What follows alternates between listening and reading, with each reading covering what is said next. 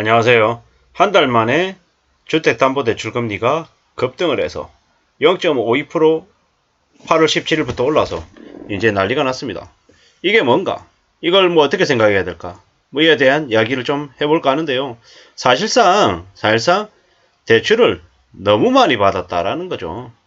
뭐 이제 우리가 이제 8월 17일부터 주택담보대출 변동금리 기준으로 해서 국민은행이 4.4에서 5.8, 우리은행이 5.3에서 6.1, 농협이 4.5에서 5.5, 뭐 이렇게 된다라고 이제 알고 이제 움직여야 될 것 같습니다.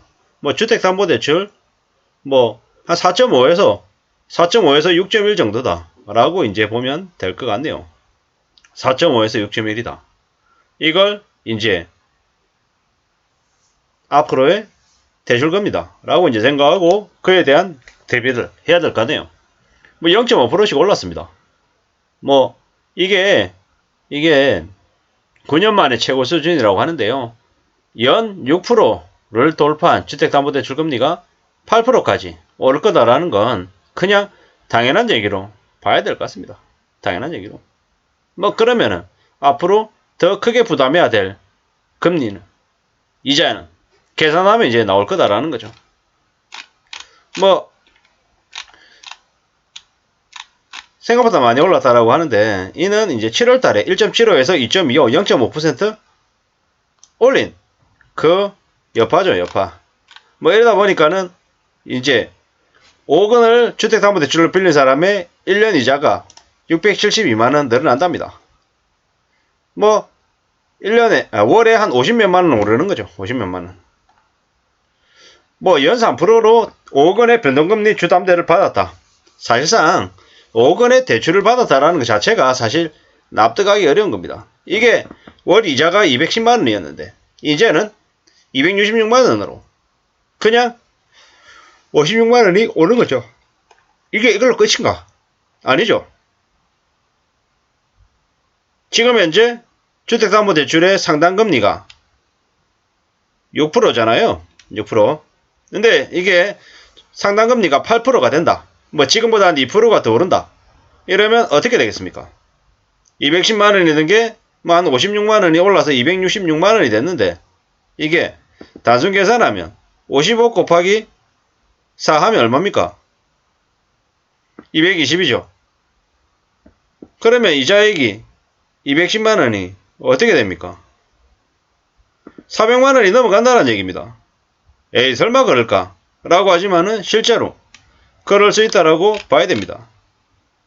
상상을 초월하는 거죠. 뭐 주담대 연 이자가 600만 원이 넘어가는 건데 이게 결코 적은 금액이 아니라는 겁니다. 절대로 만만한 숫자가 아니라는 거죠. 뭐 4억 원을 주택담보대출을 받았으면 월 이자가 2년 전에 비해서 50만 원 더 되는 거죠. 4억 원 빌린 사람은 주택담보대출 원리금 155만 원이던 게 이제는 210만 원 되는 거죠. 4억 원 빌린 사람은 155만 원 내다가 210만 원으로 늘었다.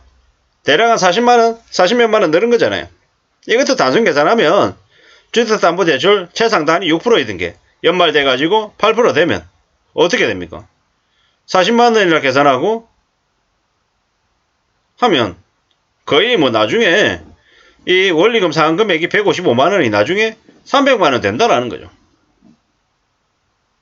주택담보대출 대출자가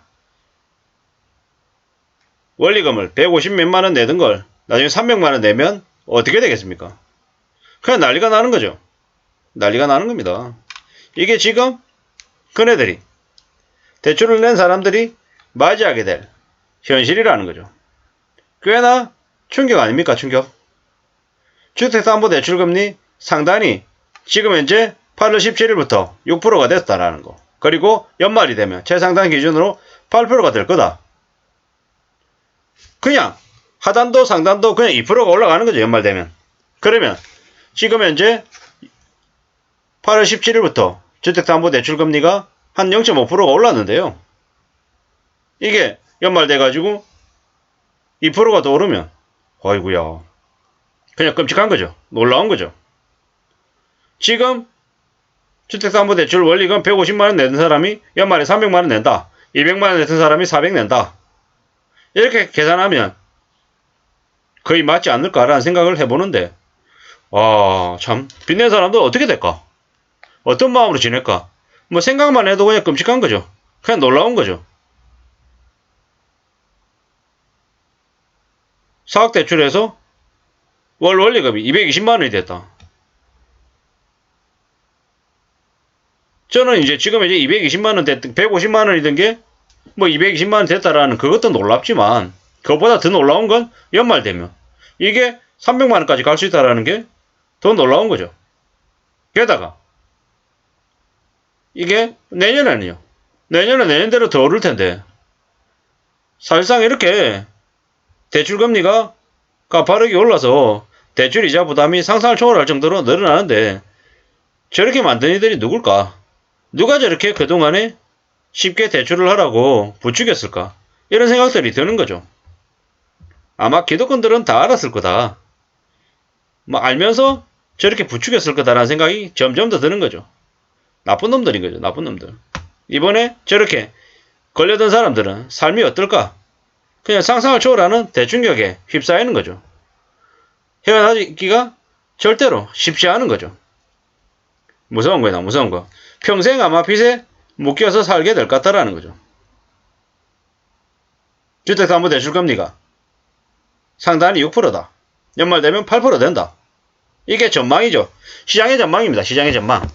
뭐 가상금리 붙을 거고, 뭐 시장 리스크 어쩌고 해서 금융권들이 충당금을 예전에 비해서 2배 이상 쌓는다 라고 작정하고 아예 움직이는 건 금리를 앞으로 엄청난 속도로 올리겠다라는 예비행동하고 똑같다라는 거죠.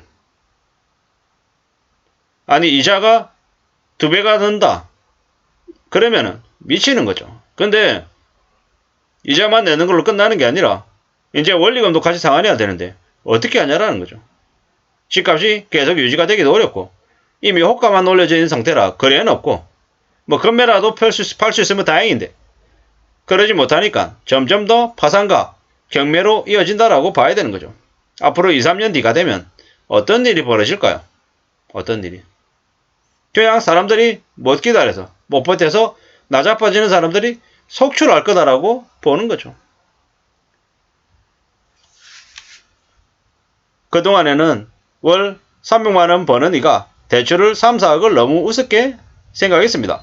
빚으로 집 사고 차 사고 옷 사고 뭐든 다 빌려서 했는데 이게 안 터지면 뭐가 터진단 말입니까? 언제 터지냐? 시기의 문제인 거지. 터질 수밖에 없었던 일이라는 거죠. 정치인들은 더욱 특이하라고 국민들을 내몰고 있고, 나라의 대통령은 대통령대로 술 먹으러 다니고 있고, 나 몰라라 하고 있고, 최악의 정부죠. 최악의 정부. 나라빚, 가계빚, 기업빚이 넘쳐나는데 계속 대출 받으라고 조장하고 있고, 문재인 정부 때나 지금이나 뭐 어느 놈은 안고 어느 놈은 못하고가 아니라 더 하면 되지 덜 하지 않는다라는 거죠. 그냥 국민들 괴롭히는 경쟁하는 놈들 같다는 생각밖에 안 든다라는 거죠. 안 그래도 빈천지인데 금융노예 더 양산시켜서 재벌 기득권들 말 잘 듣는 노동자로 삼으려고 저렇게 전락시키나 싶은 생각이 드는 겁니다. 이제 아무도 안 사니까 대출 대줄 테니까 집 사라고 등 떠미는 쓰레기 같은 악마 같은 이들이 넘치고 있습니다. 개인들도 파산시키려고 작정을 하고 있다는 생각밖에 안 듭니다. 언제쯤이면 빚에 휘둘리지 않고 분수에 맞는 생활을 하는 사람들이 대세가 될까요? 비트코인, 주식, 부동산, 온갖 자산시장에서 노예 만들어서 빚쟁이로 전락시키려고 하는 악행들이 너무 차고 넘치는 게 지금의 시대입니다. 어쩌려고 저들은 저러는 걸까요? 그래, 개인들 빚쟁이로 전락시켜서 이자 장사하고 뭐 원금 장사하고 온갖 것들 다 하겠다라는 개수작인데요. 이미 그렇게 걸려든 이들이 다중채무자가 엄청나게 많습니다. 상상을 초월하는 숫자가 다중채무자로 이미 등재가 되어 있죠. 그들이 맞게 될 대충격은 절대로 피할 수 없을 것 같다는 생각을 합니다.